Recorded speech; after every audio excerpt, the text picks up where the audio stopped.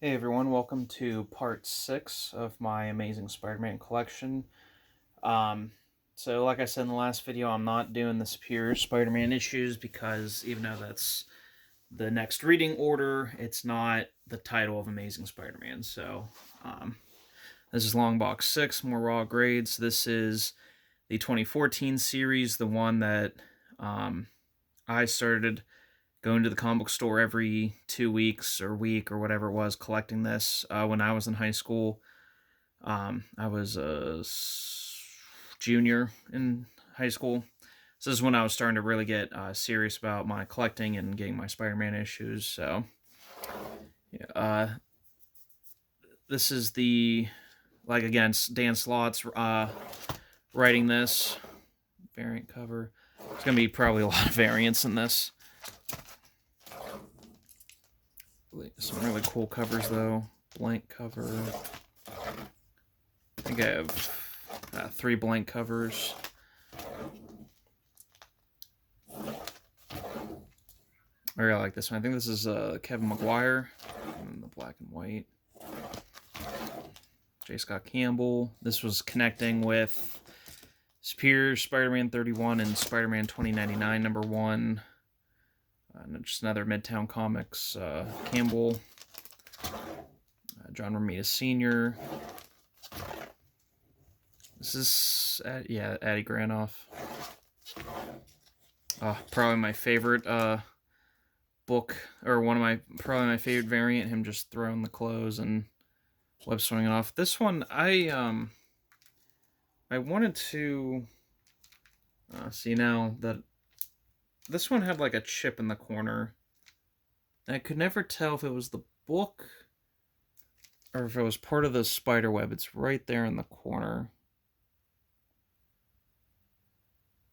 I think it's a chip. That's why I never send it in, but I do have a 9.8 of that somewhere. I believe, is this another Granoff, I think? Yeah, another Eddie Granoff Amazing Fantasy 15 homage. Marcos Martin cover. Love that cover. Ed McGuinness. Then the Learning to Crawl.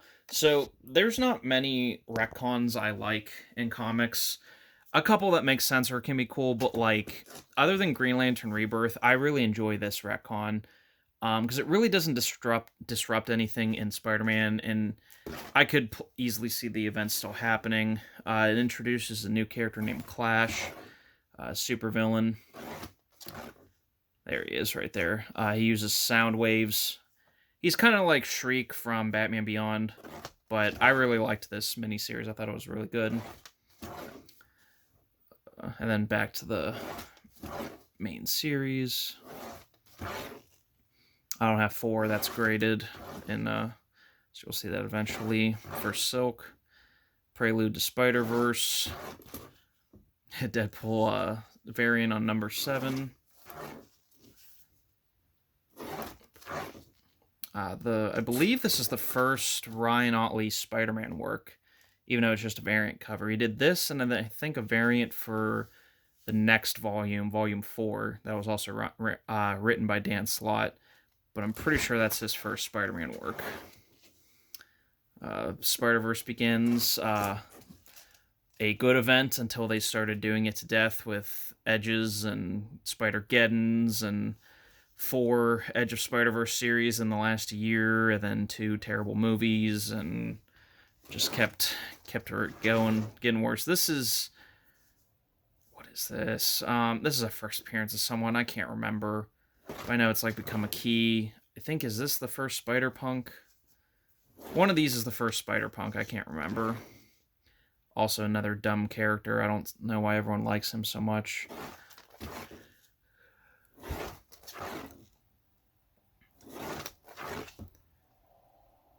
I think I wish this was the only Spider-Verse event. I wish it would have ended with everything being destroyed except Peter, Miguel, Kane, Ben Reilly,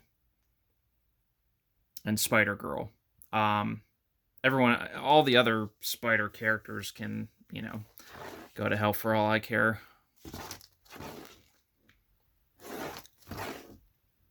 Is it Simone or Simon Bianchi variant cover?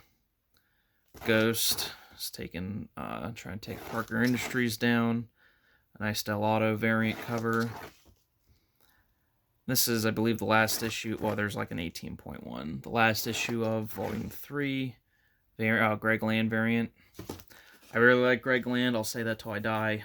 I get he might be a tracer or kind of a hack, but I like his art. What can I say?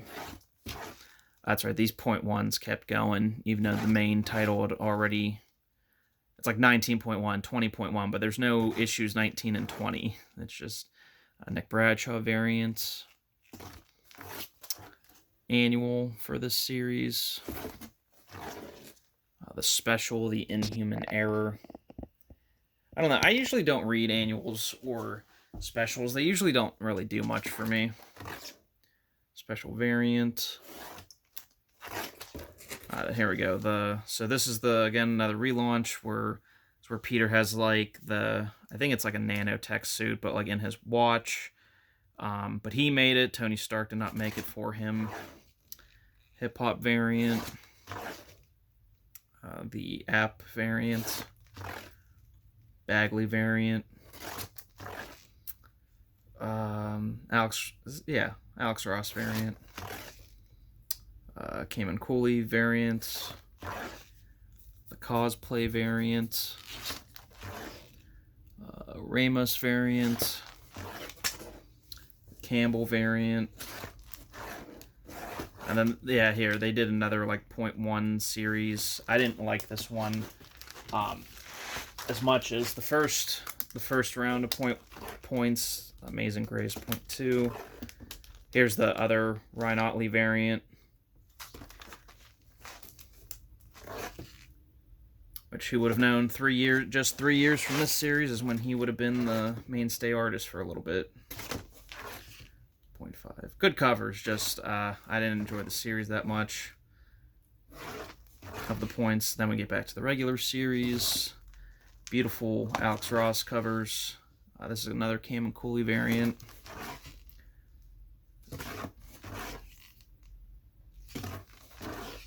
And I did like this series too. For the most part, I like Dan Slott's run. I do think he should have left the book after Superior Spider-Man ended. I think a different writer should have taken over, but I do still enjoy what he did. Variant cover. Another variant cover.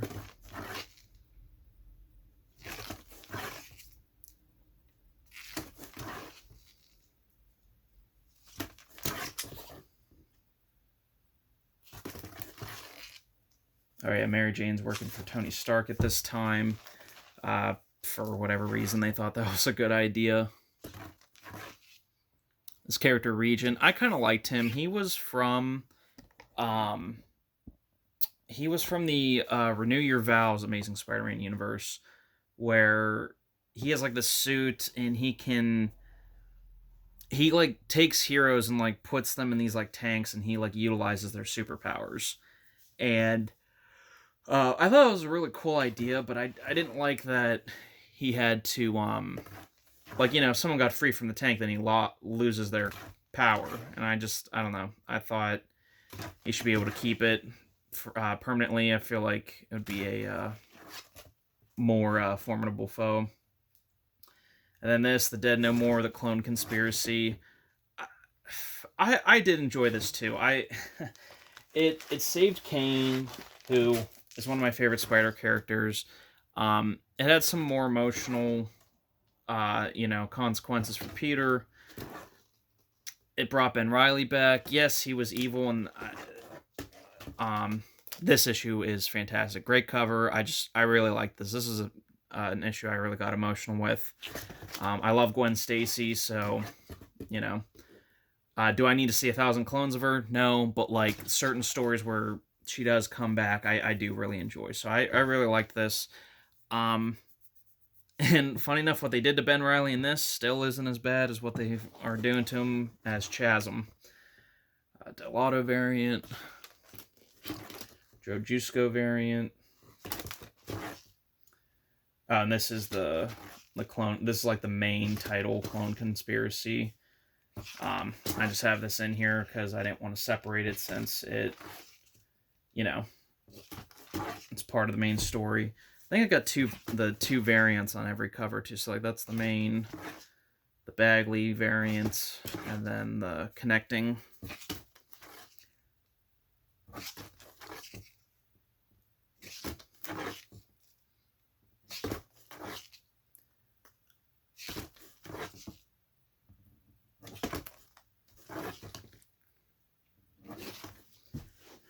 Then is this the Omega? Another Gandalf variant.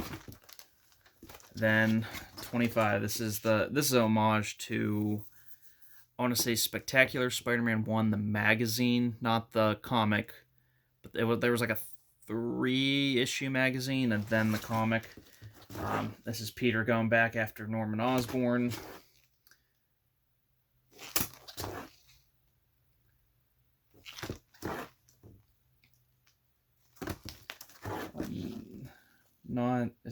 It's this issue. It's really great. Norman, tricks Spider-Man, following him down these passageways. Norman, of course, is like hitting him with spider sense numbing gas, eliminating his techie suit, his web shooters, everything. So it ends up just being, it's Peter versus Norman, just fist for fist. And Norman has a great, because Norman doesn't know that Peter's Spider-Man at this point, because he's still under the Doctor Strange spell. And he has this great monologue. He's like, why? He goes, I was on the other side of the planet.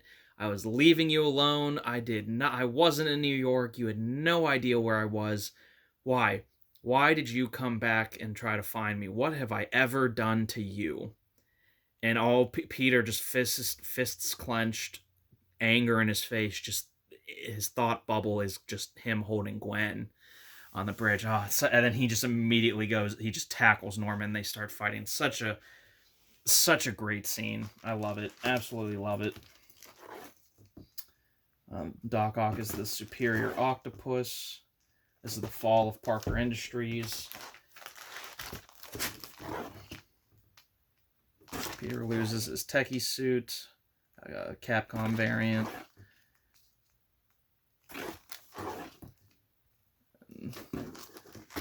There's a lot of good variants in this run. Fall of Peter Parker set went back to the legacy numbering. A couple variants here. Blank. 790. I really liked these. This was the build up to the Red Goblin stuff. He's dating Mockingbird, which was kind of weird.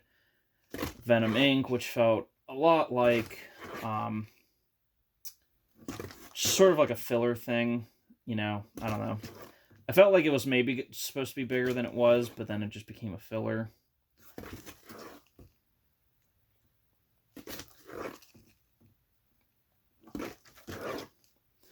And here's this is where it starts building up with, and then there's like all these second print variants, and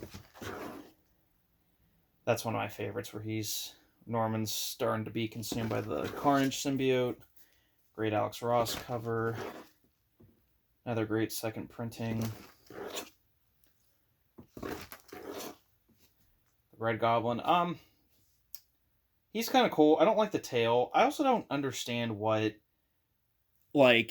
everyone keeps giving Venom and Carnage feet. Why? It should be more of a boot. I don't know why they keep having him give him spiked toes. I don't know. It's just kind of weird. Ramos connecting variant. The Tyler Kirkham exclusive connecting variant. Second printing. Great covers on here. Terry Dodson variant.